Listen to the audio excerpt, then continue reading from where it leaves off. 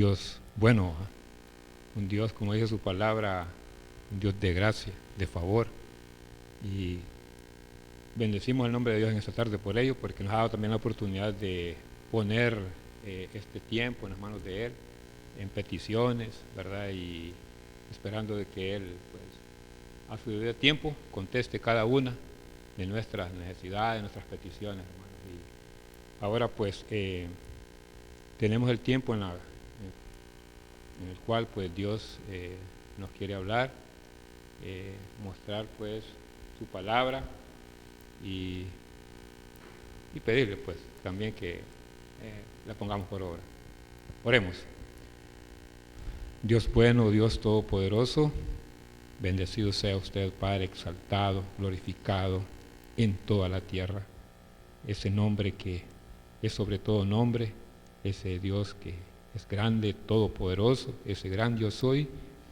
Damos honra y gloria a usted, Padre, porque usted es el único que merece toda alabanza, toda oración, y usted está sobre todo lo creado, Padre. Y gracias porque en eso creado estamos nosotros, y estamos en este momento, pues, dándole gracias por lo bueno que usted es, y también orar porque queremos, Padre, que su palabra en esta tarde nos hable, nos indique en nuestras mentes, en nuestros corazones, lo que usted desea para con cada uno de nosotros, y sea usted, pues, dando esa palabra a través de su Espíritu a cada uno de nosotros, Padre. Lo pedimos todo en el nombre poderoso de Jesús. Amén.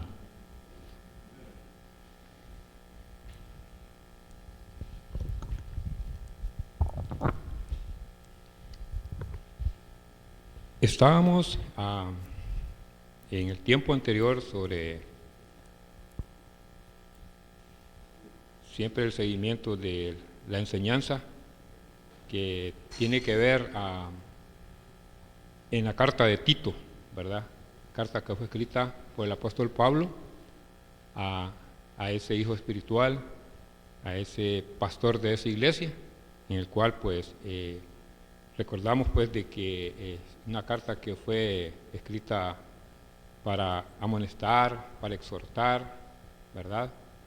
Y así, pues, dirigir una iglesia por el buen camino, por la senda que debe ser. Y de esa manera, pues, recordamos que la iglesia de Creta estaba pasando una crisis, ¿verdad?, espiritual, y una crisis espiritual, pues, que era reprochable, reprobable, ¿verdad?, en cuanto a las posturas de fe influenciadas por las falsas enseñanzas farisaicas y filosóficas, y en conducta también, ¿verdad?, en conducta práctica, que no estaba de acuerdo a la sana doctrina. Entonces Pablo ahí ordena a Tito que como pastor de tal iglesia corrija tal situación, dándole instrucciones específicas de acuerdo a las edades, va a los ancianos, a las ancianas, a las esposas jóvenes, a los jóvenes y aún más a los siervos, ¿verdad? Y que también establezca líderes, ancianos idóneos, ¿verdad?, dentro de la misma, para que en todo modelen y adornen la doctrina de Dios nuestro Salvador, sabiendo que la causa de tales consejos, exhortaciones y reprensiones son porque el vivir en la gracia de Dios nos recuerda que se ha manifestado para salvación a todos los hombres, ¿verdad?, que nos capacita para renunciar a todo tipo de maldad, y que somos exhortados a vivir de una manera correcta y diferente al mundo en todo. Esto es la parte, pues, el contexto al pasaje que en esta tarde vamos a ver, hermanos, ¿verdad? Y siempre recordando, pues, de que el contexto va incluido ahí en el pasaje de Tito 2, 11 al 15. Lo vamos a leer todo para que tengamos siempre esa idea, porque la idea se toma de todo el pasaje para poder entender el mensaje en esta porción bíblica. Tito 2, 11 al 15. Porque la gracia de Dios se ha manifestado para salvación a todos los hombres, enseñándonos que renunciando a la impiedad y a los deseos mundanos, vivamos en este siglo sobria, justa y piadosamente, aguardando la esperanza bienaventurada y la manifestación gloriosa de nuestro gran Dios y Salvador Jesucristo, quien se dio a sí mismo por nosotros, para redimirnos de toda iniquidad y purificar para sí un pueblo propio, celoso de buenas obras. Esto habla y exhorta y reprende con toda autoridad. Nadie te menosprecie. Si ustedes ven el pasaje clarito, está dirigido pues a este siervo de Dios, Tito, en la cual pues él tiene que, ese mensaje que se le ha sido dado, pues él mostrarlo a la iglesia, ¿verdad? Y es así pues que aprendemos en esta tarde, bajo la idea pues, Dios nos enseña que su gracia salvadora, manifestada a todos, nos capacita para vivir piadosamente, aguardando la esperanza dichosa, nos anima a proclamarla con toda autoridad. Y en esta fase pues vamos a tomar en cuenta del versículo 13 al 15, porque es el punto donde vamos a estudiar, hermanos, y a dar a conocer pues su palabra. Del 13 al 15 dice, aguardando la esperanza bienaventurada, dice, en manifestación gloriosa de nuestro gran Dios y Salvador Jesucristo, quien se dio a sí mismo por nosotros para redimirnos de toda iniquidad y purificar para sí un pueblo propio, celoso de buenas obras. Esto habla y exhorta y reprende con toda autoridad. Nadie te menosprecie. Si ustedes ven ese seguimiento de los puntos anteriores, ¿va? Y realmente pues el título ahí es 3 verdades más que implican el vivir en la gracia de Dios. Ya vimos 3. 3 verdades que implican el vivir en la gracia de Dios. Entonces vamos a ver esta tarde las otras 3, bajo esos 3 versículos, ¿verdad? Y vemos ahí en el versículo 13 que dice, habla algo ya de esperanza, hermano. Una esperanza, dice en el versículo 13, aguardando la esperanza bienaventurada y manifestación gloriosa de nuestro gran Dios y Salvador Jesucristo. En este punto, en este pasaje, vemos ahí, hermanos, que una de esas verdades del vivir en la gracia de Dios nos lleva a esperar con paciencia la gran manifestación gloriosa. Esa es la idea que da ahí, que el vivir en la gracia de Dios nos lleva a esperar con paciencia la gran manifestación gloriosa. ¿Y cuál es esa manifestación gloriosa que habla ahí? Es la venida del Señor Jesucristo. Esa es nuestra esperanza, por la cual nosotros hemos recibido esa gracia. Esa gracia que decíamos, pues, no la merecemos, no la merecíamos, pero nos la ha sido dada con ese gran deseo, esa voluntad de Dios para con cada uno de nosotros. Y por eso decíamos que la gracia exige, porque además de que es un regalo, la gracia de Dios exige, hermano. ¿Se exige qué? Decíamos cambio. ¿Por qué? Porque en este mundo, hermano, el mundo ofrece muchas maneras o formas de vivir. Decimos nosotros de una mejor manera, ¿va? Pero vemos que en el mundo pues no lleva a nada, a ningún fin, ningún propósito. Pero la gracia de Dios sí nos lleva a algo muy excelente, hermano, que es que una vida eterna con Cristo. Y es eterna, ¿va? No es como este mundo pasajero. Dice que este mundo va a pasar todo, pero la palabra, el Evangelio de Dios nunca va a pasar. Es eterno, ¿verdad? Así pues nuestra vida también es eterna, según la gracia que nos ha sido dada. Dice ahí, aguardando, dice. Esa palabra aguardando es bien, da una enseñanza, hermano, porque dice en el versículo 13, aguardando la esperanza bienaventurada. Aguardando. ¿Qué es aguardando? Según la traducción de la palabra guardar, está en una conjugación de gerundio, pero dice que aguardar es esperar con paciencia. ¿Sí? Es esperar activamente, activando, hermano. No estar, como dice ahí la palabra, durmiendo, sino que activamente. Siendo vigilantes, dice. Esa es la idea que da aguardar. Aguardar viene como de tener cuidado. ¿vale? De estar en guardia, pues. Entonces, aguardando significa esperar, es activamente, es siendo vigilantes. Ahora, ¿de qué? La esperanza dice, bienaventurada. Ese es nuestro anhelo, hermano, y en eso estamos nosotros cimentados, en esa fe. Esperanza bienaventurada. ¿Cómo es esa esperanza, según dice ahí? Bienaventurada. Es una esperanza que significa, es una esperanza dichosa, hermano. Una esperanza feliz, que produce gozo. Esa esperanza produce gozo, hermano. ¿Ah? Alegría también produce. También esa esperanza, hermano, se toma como una bendición. Eso da la idea, es una bendición, hermano, de esa esperanza. Y también es una verdad. Por eso dice, es una gran verdad. La gracia, hermano, implica verdades que son fundamentales y verdades que provocan gozo, alegría. ¿Y cuál es esa gran verdad que estamos viendo? Esa esperanza gloriosa, hermano, que es en Cristo o la venida de Cristo, ¿verdad? Por su iglesia. También habla otra frase que dice, nuestro gran Dios y Salvador Jesucristo. Miren que ahí la palabra está hablando de Él, del Hijo. ¿Está hablando de quién? Nuestro gran Dios y Salvador. No dice nuestro gran Dios y el Salvador. No, está hablando de la misma persona.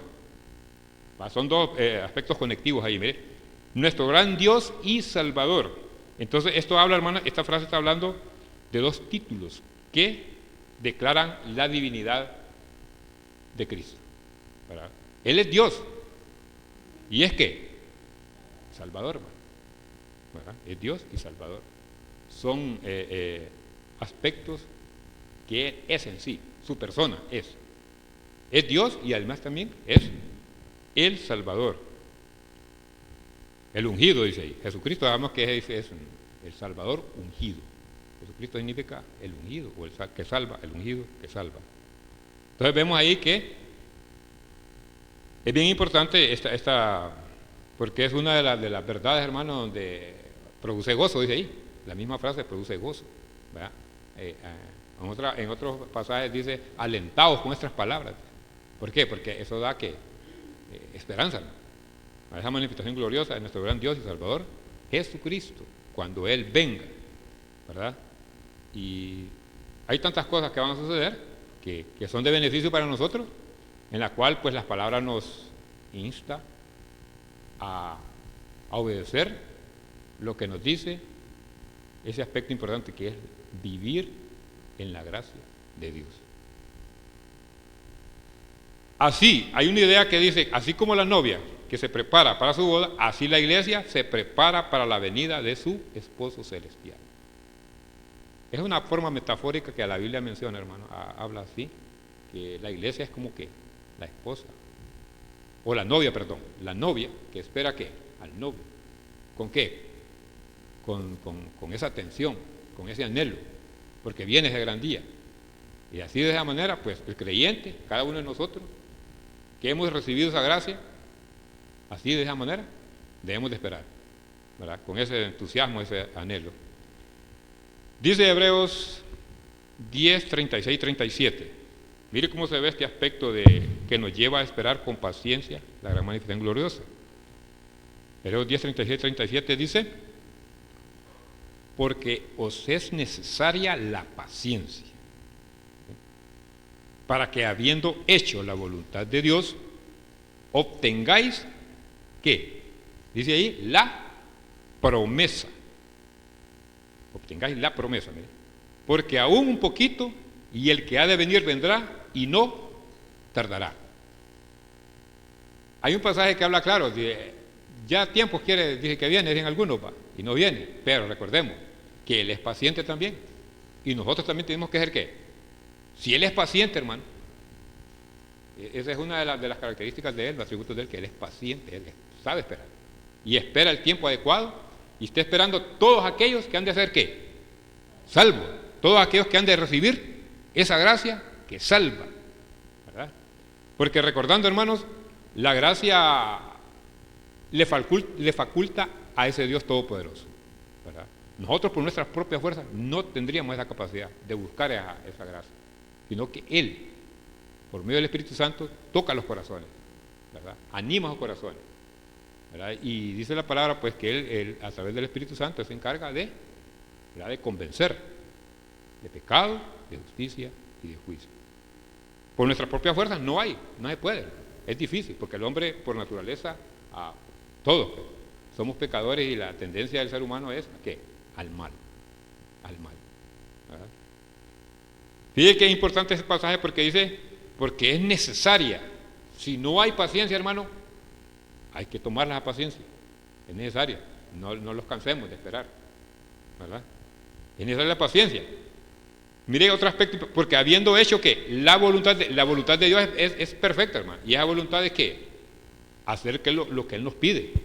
Y la gracia que nos pide, hermano, ¿qué nos pide la gracia? Cambios, transformación en nuestras vidas, obediencia, ¿verdad?, acatar los mandamientos, los preceptos, ¿verdad? Entonces, habiendo hecho la voluntad de Dios, dice, obtengáis la promesa. Hay un beneficio, hermano, en esa acción de nosotros de vivir bajo esa gracia y bajo esperar con paciencia y bajo la voluntad, esa esperanza, que obtengáis las promesas, porque Él vendrá, hermano, y está pronto a venir.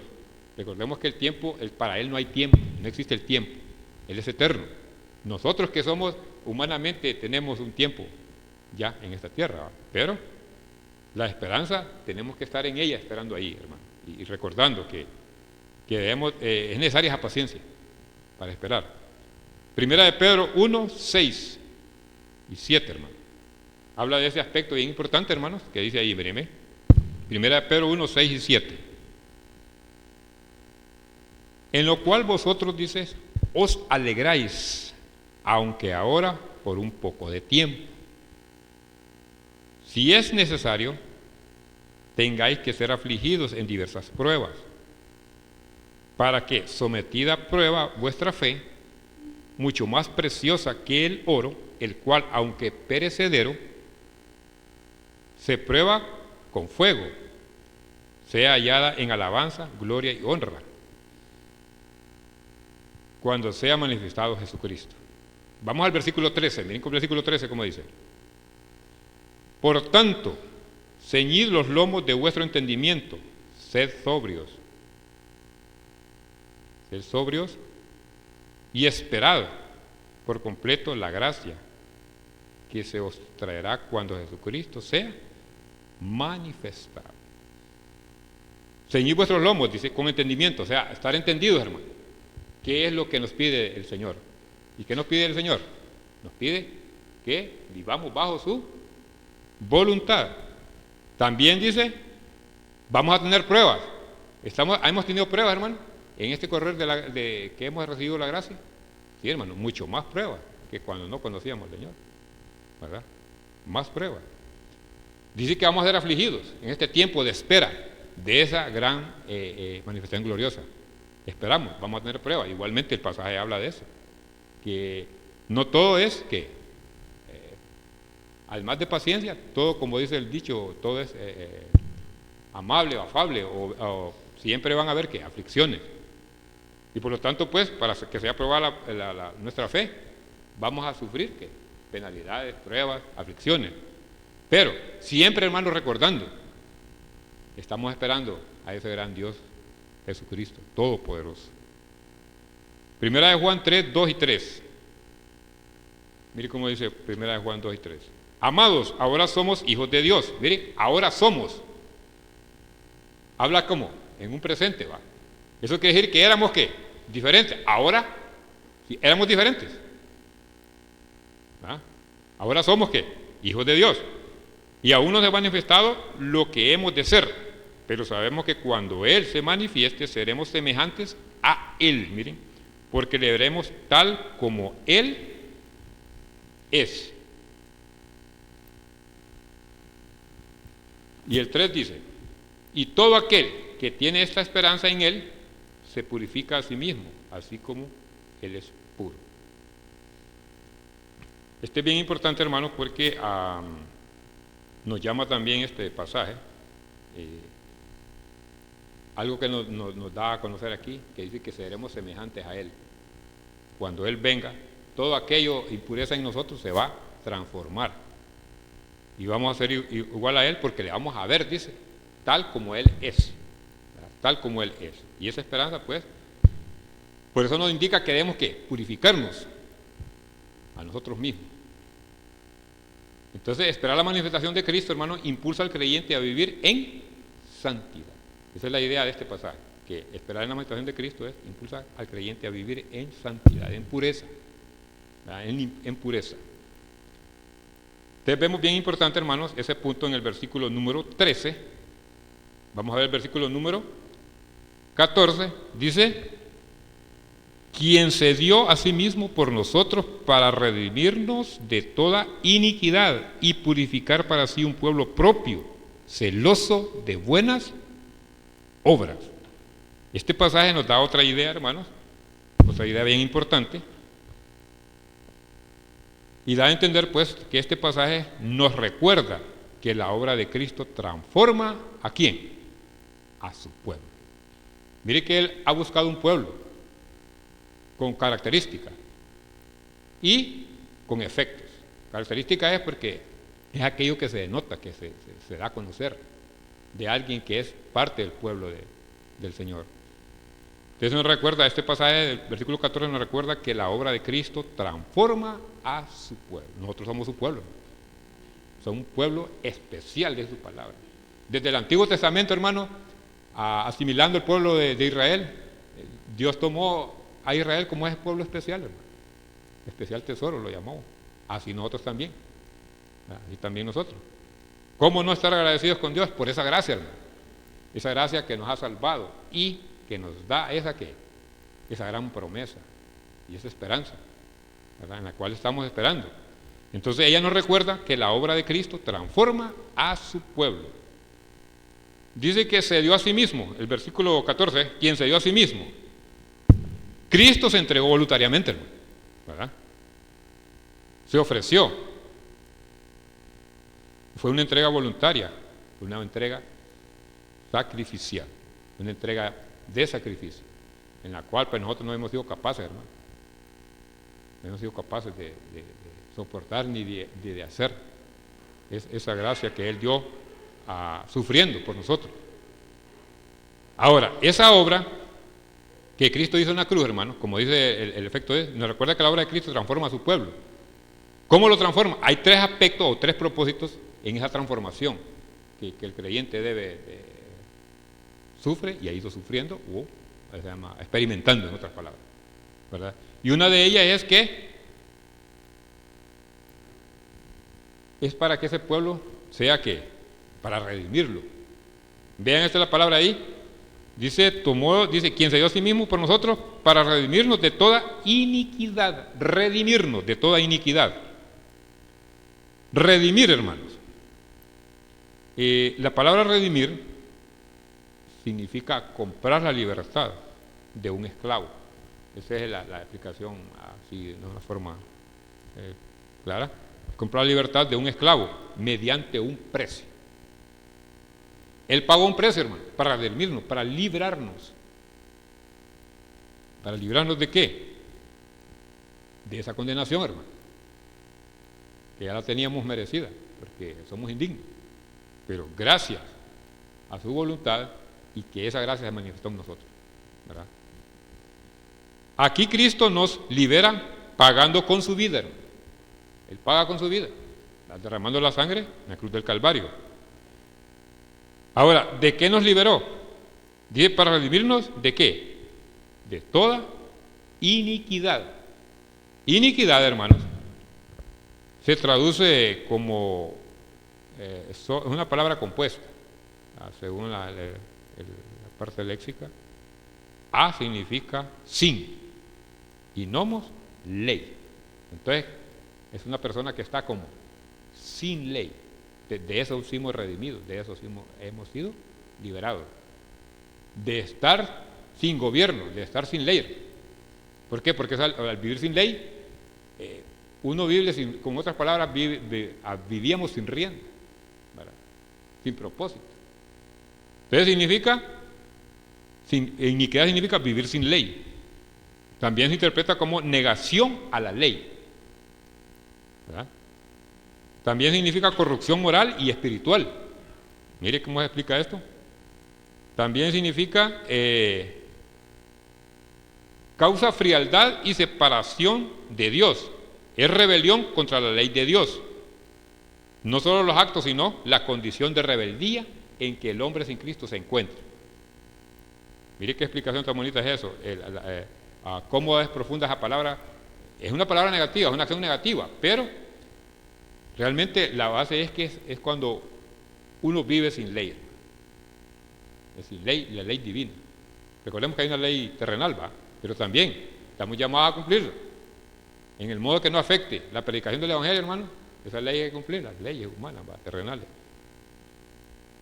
Eso da a entender, hermanos, que nos liberó del dominio del pecado. Porque uno sin ley, hermano, hace lo que quiere. Uno sin ley hace y deshace, como dice el dicho. Y sin ley, pues, no teníamos propósito para vivir. Vivíamos sin rienda, sin propósito, sin objetivo. Entonces, en ese aspecto, Dios, aquí se cumplen, en este aspecto, en esta frase se cumplen tres propósitos. El primero es redimirnos de toda iniquidad. Después dice el versículo, y purificar para sí un pueblo propio.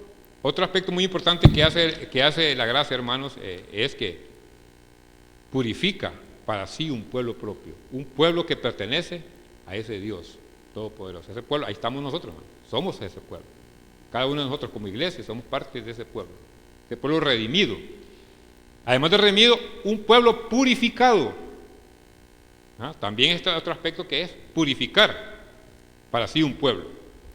Purificar se entiende, hermanos, como limpiar de impureza moral, espiritual o ritual. ¿Significa qué?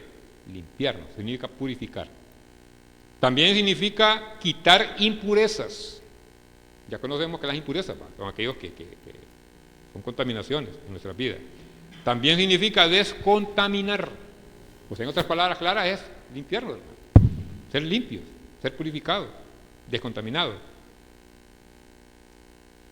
Y esa limpieza, hermanos, es para que pertenezcamos a Él, porque Él quiere que lo mejor para nosotros y que seamos como Él es. Eso es lo que desea Él, al purificarnos, al redimirnos primero, al rescatarnos, y al purificarnos es para que seamos un pueblo un pueblo especial, como Él desea, como Él quiere, y esperando esa promesa que Él nos ha dado. También otro aspecto que da ahí, hermanos, que se manifiesta en los aspectos, ya vimos que es para un pueblo que es redimido, un pueblo purificado, y también un pueblo que es celoso de buenas obras. Pueblo celoso de buenas obras. Ahora, cuando hablamos, hermanos, ahí el aspecto de redimir, hay un pasaje, vamos a ver un pasaje de redimir ahí, hermanos. ¿Cómo es que hace ese efecto? Esa gracia que a través de Cristo se ejecuta esa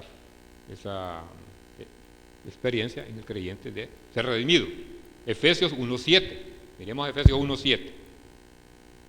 Dice, en quien tenemos redención por su sangre. Mire, el perdón de pecados según las riquezas de su gracia. Cuando este pasaje habla, hermano, es bien importante porque esa redención incluye el perdón y la liberación del pecado.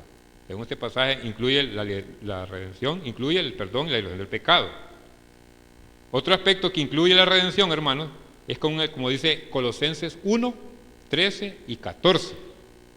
Mire cómo dice, el cual nos ha librado de la potestad de las tinieblas y trasladando al reino de su amado Hijo, en quien tenemos redención por su sangre, el perdón de pecados. Redención, hemos sido liberados. Ahora, ¿qué significa este pasaje? La obra redentora de Cristo nos libera del dominio del mal y nos hace parte de su reino, ese reino de luz. Pertenecíamos al reino ¿qué? De la oscuridad, de las tinieblas. Ahora somos parte del reino de luz. Y ese efecto de purificar, hermanos, nos da una idea también, purificar es limpiarnos, lavarnos. Y está en 1 de Juan 1.7, para que tengamos una idea. 1 de Juan 1.7 dice: la sangre de Jesucristo su Hijo nos limpia de todo pecado. Y esto, hermano, este es un efecto permanente, es un efecto diario, porque recordemos que nosotros somos imperfectos y no hay nadie que peque, que diga que no peca a diario. Hay pecados que tal vez no son por hecho, pero de pensamiento. Entonces, por eso dice: la sangre de Jesucristo su Hijo nos limpia de todo, nos limpia en el presente, nos limpia. Nos limpia. Nos limpió desde que creímos. Pero ese efecto permanece, hermano, es permanente, porque necesitamos siempre esa limpieza, esa purificación. Ahí está la confesión de pecado. Entonces somos ¿qué? Limpiados, ¿verdad? Eso hace que la purificación es continua. Su sangre tiene poder permanente para limpiarnos y, ¿verdad?, a cada uno, hablando en el punto de vista en el corazón, a cada creyente. Efesios 5, 25 y 27, hermano. Mire cómo dice Efesios 5 respecto a la purificación, a que un pueblo sea purificado para un pueblo que pertenece a ese Dios todopoderoso. Efesios 5, 25 y 27 dice: Cristo amó a la iglesia y se entregó a sí mismo por ella, para santificarla, habiéndola purificado en el lavamiento del agua por la palabra, a fin de presentárselo a sí mismo una iglesia gloriosa, que no tuviese mancha ni arruga ni cosa semejante, sino que fuese santo y sin mancha. Mira, aquí está bien claro el pasaje, hermano. Él quiere un pueblo que esté limpio, lavado, sin mancha. ¿Y eso es por medio de qué? De la sangre de Cristo, ¿verdad? Dice: Cristo purifica a su iglesia mediante la palabra. ¿Ve? La palabra nosotros también, hermanos, es clara, nos limpia. ¿Por qué? Porque la tenemos que poner por obra. La palabra nos dice qué hacer. Ella nos purifica. La obra de Cristo ya hizo Él hizo ese efecto, hermano, de limpiarnos, porque Él murió y esa obra de Él, pues, nos limpia, y su palabra nos dice también cómo a irnos ¿qué? Purificando. Cristo purifica a su iglesia mediante la palabra y la acción del Espíritu Santo, preparándola para su encuentro glorioso. Mientras estamos en esta vida, hermanos, dice ahí, vamos a estar con aflicciones, vamos a pasar cosas, pero debemos ser ¿qué? Purificándonos, limpiándonos, esperando con paciencia, ¿verdad?, esa manifestación gloriosa. Mire que la gracia aquí, hermano, ya es esa esperanza, ya es diferente a la anterior, ¿va? La primera parte del mensaje habla de exigir, ¿va?, lo que exige. Ahora está hablando de esa esperanza, pero siempre, hermano, esperando con qué, con paciencia y de acuerdo a la voluntad de Él. Ese pueblo, hermano, es celoso de buenas obras. Esta parte de celoso, busca un pueblo celoso de buenas obras, dice el pasaje. Un pueblo propio celoso de buenas obras. Buenas obras. Si vemos ahí, hermano, cuando habla de esa frase de celoso de buenas obras, es el creyente cuando es apasionado, fervoroso, no indiferente, significa, sino ardiente en hacer las cosas correctas, las cosas buenas, las cosas correctas. Eso es bien importante porque hay pasajes, hermano, que indican esa idea. Y dice Efesios 2.10, Efesios 2.10, porque somos hechura suya, creados en Cristo Jesús, para buenas, ¿qué? Para eso fuimos creados, para buenas obras, las cuales Dios preparó de antemano para que anduviésemos en ellas. Este fragmento de este pasaje lo vimos, ¿se acuerdan?, en el estudio de la carta de Efesios, y el hermano que le tocó lo explicó bien, ahí cómo es. Y esto es para que tengamos una idea nosotros, hermanos, de que hemos sido creados, primeramente para la alabanza de su gloria. Y el efecto, pues, es que tiene que verse ¿qué? Las buenas obras. Esas obras que fueron preparadas de antemano, dice, para que andemos en ellas, en el presente, hermano. En este presente, andemos en ellas.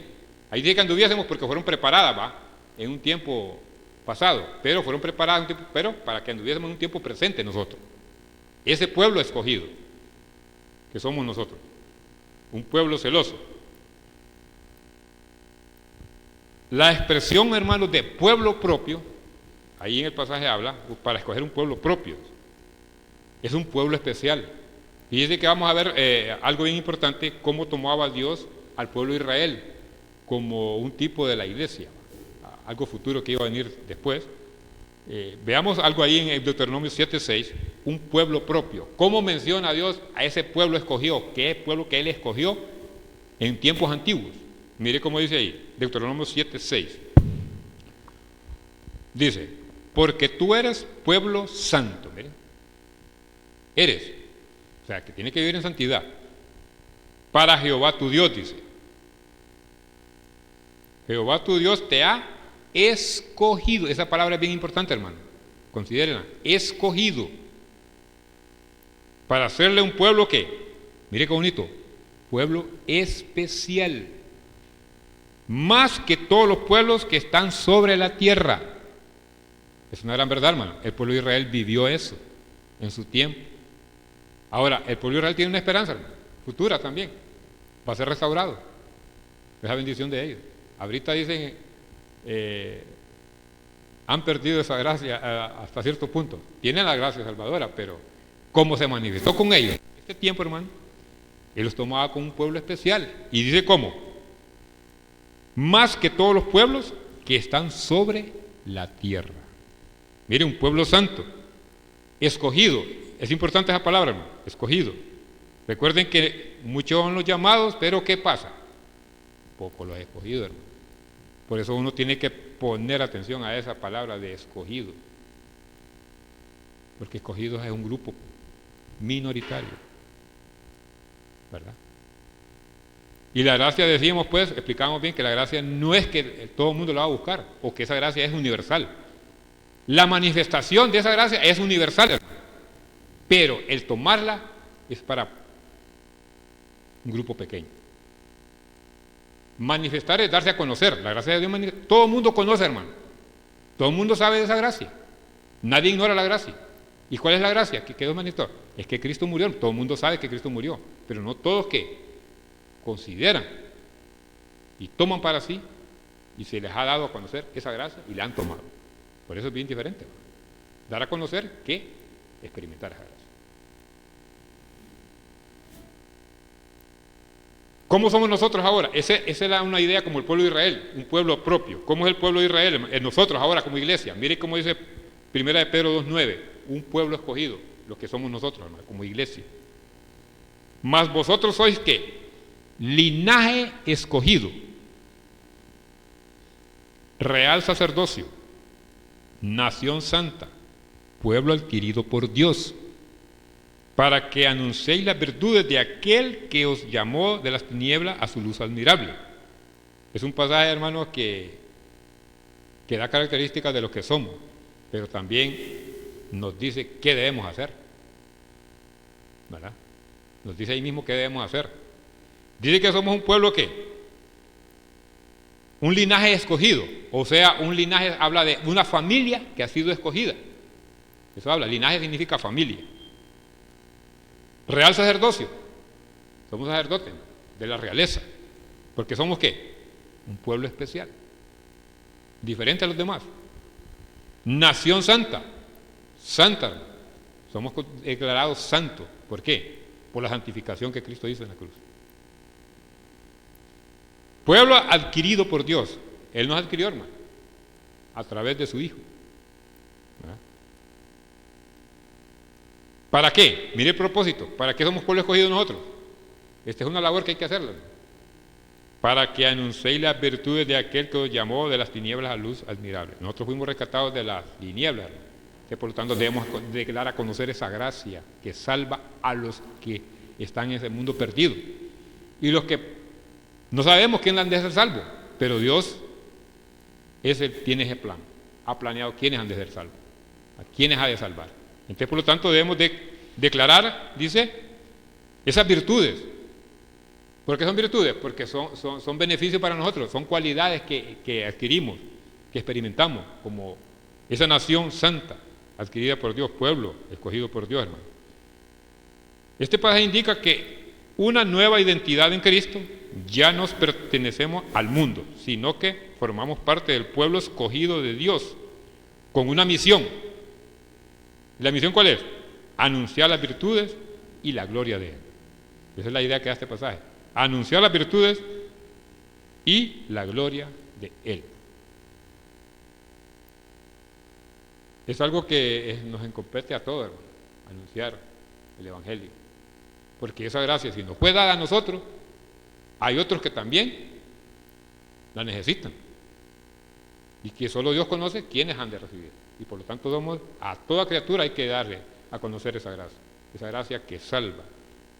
Porque recordemos que hay una gracia también que beneficia a todos, y es la gracia pues que Dios da a todos, que salud, da alimento, pero la gracia salvadora no es a todos. Solo la gracia es una gracia especial esta, ¿verdad? Y la otra es una gracia la gracia común que llama la palabra, una gracia general. Y en esta, hermanos, debemos de considerarla con ese deseo, ese ánimo.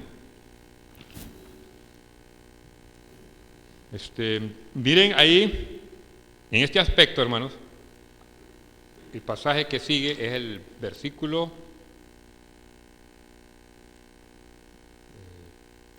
15. Esto habla y exhorta y reprende con toda autoridad, nadie te menosprecie. Esto nos anima a nosotros, hermanos, a proclamar la sana doctrina, con toda autoridad y sin rechazo. De repente vamos a sentir, recuerden que esta palabra directamente, este versículo, hermano, está hablando directamente a Tito, como el pastor de esa iglesia. Pero también nosotros, hermanos, tomemos esa palabra porque es para nosotros. Primeramente para los que enseñamos, predicamos, es cierto, así está dada la palabra. Pero también directamente aquí está Tito como el pastor de esa iglesia. Pero recordemos que todos somos llamados ¿a qué? A proclamar esa sana doctrina, hermano, a vivir esa sana doctrina, a experimentar esos cambios, esa transformación que es a través de la gracia. Entonces ella nos anima a proclamar la sana doctrina. Y recordábamos que la sana doctrina, hermano, es en sí la gracia. La gracia es una sana doctrina, hermano. Está catalogada como doctrina, la doctrina de la gracia. La gracia está catalogada como el evangelio de la gracia, hermano. ¿Por qué? Porque es la gracia que salva, que libera, que redime, que da esperanza. Y en ello vivimos nosotros. ¿Y cómo no estar agradecidos con Dios? ¿Verdad? Y también darla a conocer a otros. ¿Cómo no darla a conocer? Porque estamos llamados. Pablo ordena a Tito, dice, hablar. Esto hablar. Todo lo que está dentro de la sana doctrina, como dice al principio del pasaje, va desde el versículo 1. Pero como estamos hablando directamente de la doctrina, de la gracia, o sea, esa gracia que salva, pues también incluye, porque es doctrina también. Y vemos que está dentro de la sana doctrina, la gracia, ¿no? Ahora, hablar, cuando Tito le da esa exhortación de hablar, el hermano explicaba que la palabra hablar es comunicar ahí, cerca quizás, o dar a conocer ahí a los hermanos en forma individual. Pero también de la manera que se dé, ahí hay que hablar. Comunicar, dice, la palabra hablar significa comunicar con claridad y constancia, no solo una vez, no, hay que estarla recordando. Hablar es recordar, con esa insistencia. Entonces la idea que da, hablar, que habla, esto habla, entonces significa comunicar con claridad y constancia, permanencia. ¿Para qué? Para que no se les olvide. Nosotros somos olvidadizos, los seres humanos somos olvidadizos, ¿verdad? Y estamos en la gracia y de repente olvidamos que estamos en la gracia. Y la gracia, hermano, exige, no solo es doctrina, exige acción, exige cambios, transformación, exige hablar, hermano, como está aquí este pasaje, hablar la sana doctrina, hablar. También dice exhorta es animar, es aconsejar, es llevar a alguien a hacer lo correcto, es motivar con amor, dice, esa es la idea que da, autoridad y con propósito. Esta frase es la que me gusta más, que dice que es Es motivar con amor, autoridad y propósito. Una idea que da de exhortar es el lenguaje original, que dice que es estar junto o al lado de aquella persona para hablarle, allí cerca, acompañarle, da la idea, como explicaba el hermano, así ahí está la traducción del original. Es llamar, invitar, es convocar, llamar al lado de alguien y decirle ahí cerca lo que necesita oír. Reprende. Esto habla, exhorta y reprende, dice ahí la palabra. Reprende es convencer del error, es corregir, es poner en evidencia, es dar a luz la acción negativa que está pasando al cierto creyente. Entonces, reprender es algo fuerte. Reprender es llevar a la corrección si está fallando el hermano o la hermana. Es convencer, mire, del error, es corregir, es poner en evidencia su pecado. Es parte de la palabra. La gracia de eso lleva a que hablemos, a que exhortemos y reprendemos. Bueno, ahí todos somos, ahí ese efecto es también recíproco, es para todos. Todos tenemos que ver que de repente necesitamos reprensión, la vamos a experimentar, la tenemos que experimentar. ¿Por qué? Porque es parte de la gracia. Es parte de la gracia. La gracia de reprendidos también. Con toda autoridad, dice. Con toda autoridad. Con toda la autoridad plena de Dios. Concede al que enseña su palabra con fidelidad. Esa es la autoridad, hermano. Tiene que ver base a qué. La autoridad va de acuerdo a la palabra de Dios. La sana doctrina, hermano, se encuentra ¿dónde? Plasmada en este libro, que es el libro de, sobre todo libro, porque es la palabra directa de Dios para el hombre, para convencer al hombre, ¿verdad?, del estado en que ha estado, en que está. Ya nosotros pues ya estamos persuadidos que estamos en un estado diferente y que debemos actuar conforme a esa gracia que hemos recibido. 1 Timoteo 5:20 dice, hermanos, para que vean ustedes cómo el apóstol Pablo indica a Timoteo lo que tiene que hacer. 1 Timoteo 5:20. A los que persisten en pecar, miren cómo dice, repréndelos delante de todos para que los demás también que teman. La reprensión es bíblica, ¿no? Algunos le huyen a eso, pero la reprensión es bíblica, no es invento, no es de allá del mundo.